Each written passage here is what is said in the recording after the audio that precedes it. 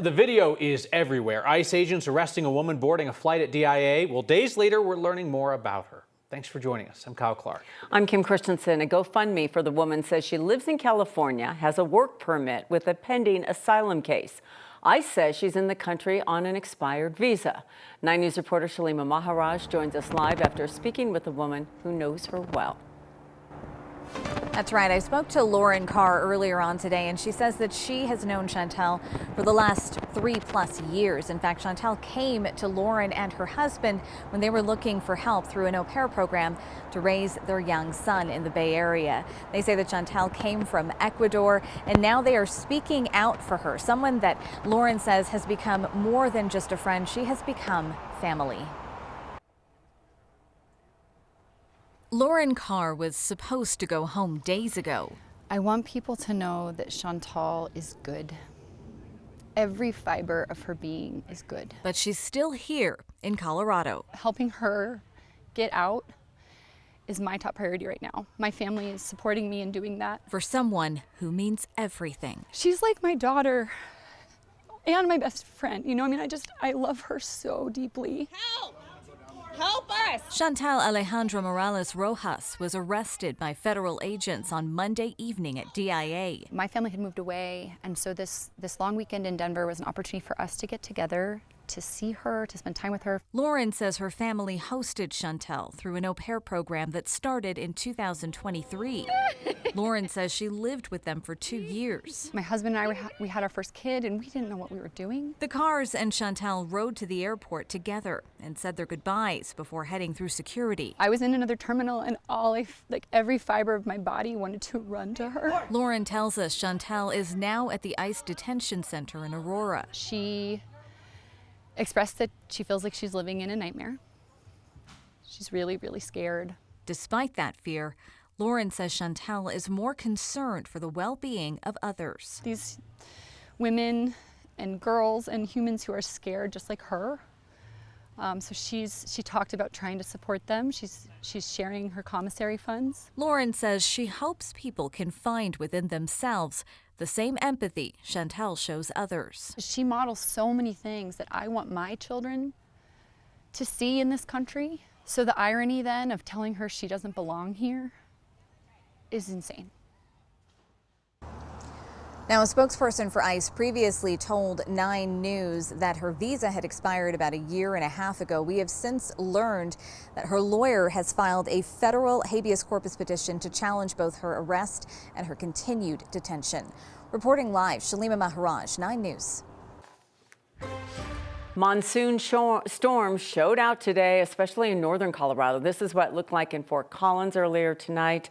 The storms helped bring some relief from the heat that we've experienced.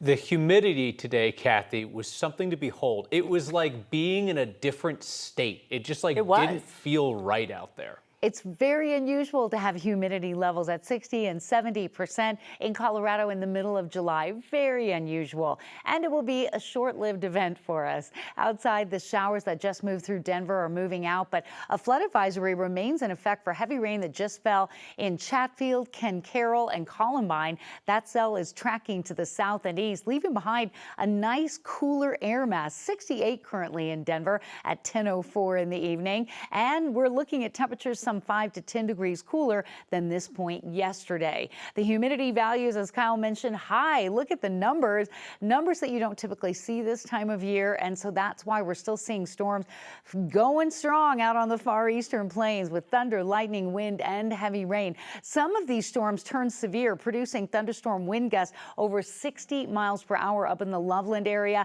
Heavy rain and a flood advisory for Columbine, Ken Carroll, and Castle Rock as that shower begins to weaken and move into southeastern Colorado. We continue to track heavy flooding rain in and around Beulah and around Custer and Pueblo counties with a flood watch still in effect. As all changes tomorrow, we're back to the warming and drying trend, and I'll have those details and your weekend forecast ahead.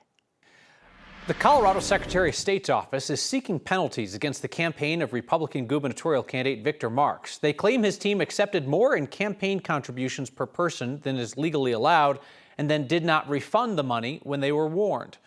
The state offered the Marks campaign a chance to fix the issues. When they didn't, the state filed a complaint with a hearing officer today, which could lead to tens of thousands of dollars in fines against the Marks campaign, which had a huge fundraising edge in the GOP primary. Marks' campaign told me today that they are, quote, cooperating fully to resolve any outstanding issues. And they said that they, quote, don't believe it's appropriate to litigate the details through the media. The Department of Justice announced today that it is suing Colorado for allowing people in this country without proper authorization to get in-state tuition and financial aid. A state law allows undocumented students to qualify for in-state tuition rates as long as they meet qualifications like attending a Colorado high school for a year before graduation. In a filing today, the DOJ said that amounts to discrimination against American citizens, since not all of them are eligible for the discounted tuition. The DOJ has had some success with similar lawsuits, but not in every case. A tuition lawsuit against the state of Minnesota was dismissed earlier this year.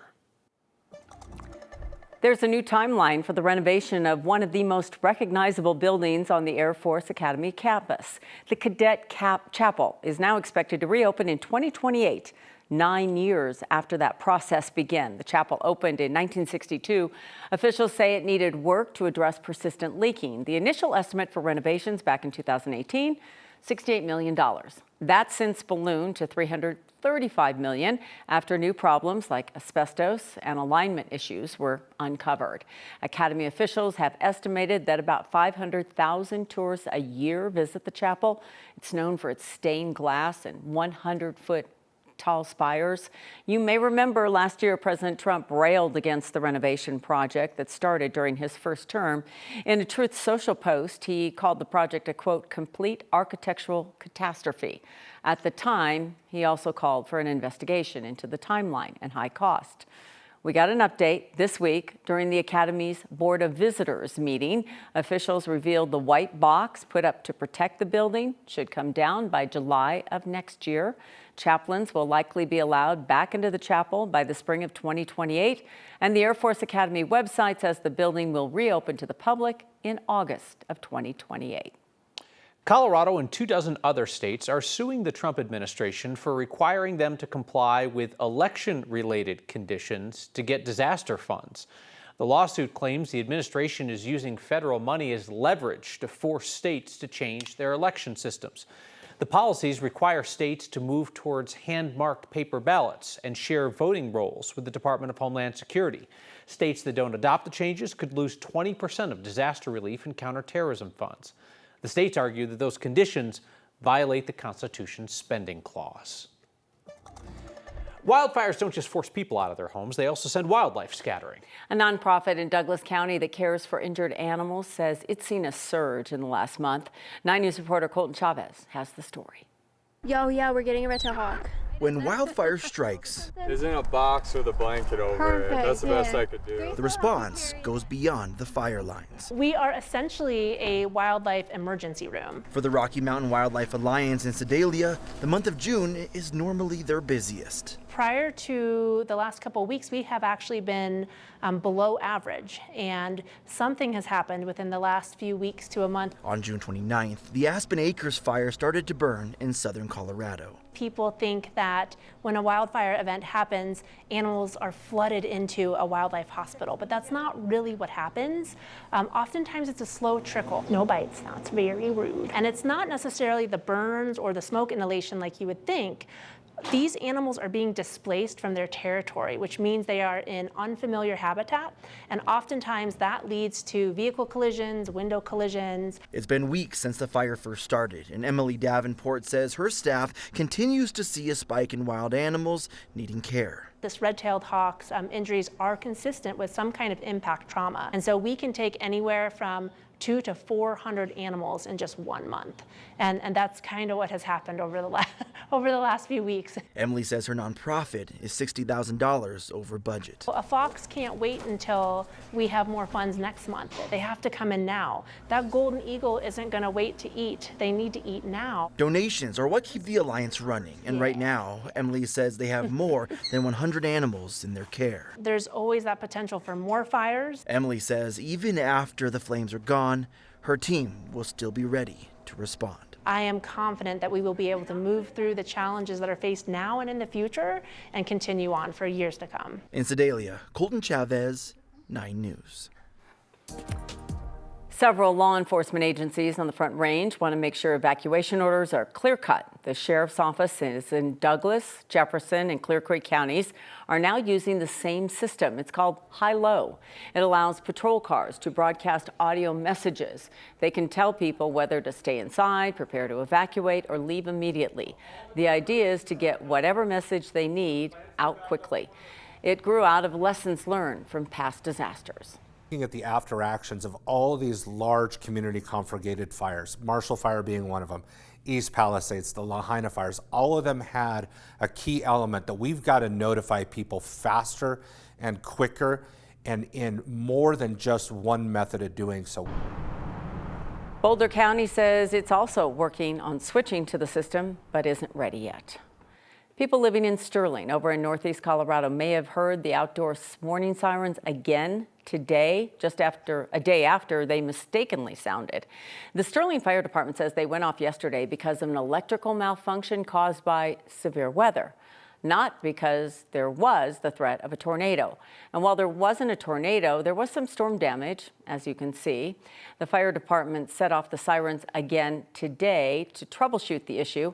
According to the city's website, the sirens should only be activated when the National Weather Service issues a tornado warning for the city, or if emergency responders have confirmed a tornado within city limits or one that's moving toward the city. There are 15 fewer flock cameras in Fort Collins tonight. City staff told our reporting partners at the Coloradoan that the license plate reading cameras were removed weeks after City Council voted to ditch the company. The City Council voted in mid-June to end its contract with Flock early. That's after they heard from residents who brought up privacy concerns. The collection data was halted right after the vote, but it took a couple weeks for the cameras to come down. City Council is now working on a surveillance policy to guide any future decisions about cameras. They'll talk about it again at a work session on Tuesday.